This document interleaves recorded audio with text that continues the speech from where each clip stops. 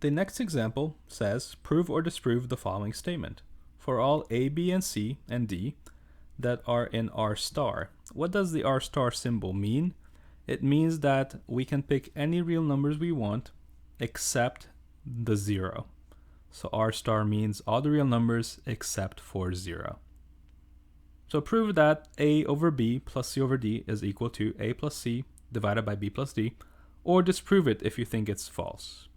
So again, typically speaking, you don't know if it's going to be true or false, so you may want to sit on the side on a scratch paper and try out random numbers A, B, C, D. Pick them to be not 0 and add them up and see if you end up with the true statement or false statement.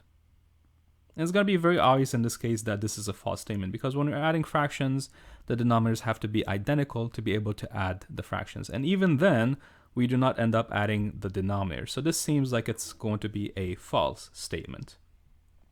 So to disprove, I'm going to find a counterexample.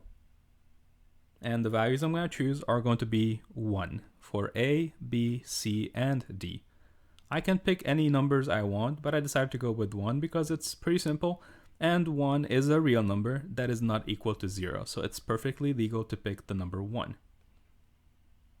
Now, consider the fractions on the left side of the statement that we want to prove. The left side has A over B plus C over D separately.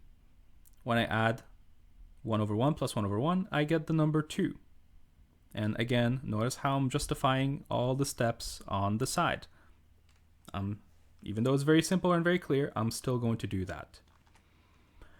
Now, if I consider the fraction on the right, which says A plus C on the numerator divided by B plus D on the denominator, by direct substitution, I get 1 plus 1 all divided by 1 plus 1, which is now going to give me a 1 at the end when it's all added and reduced.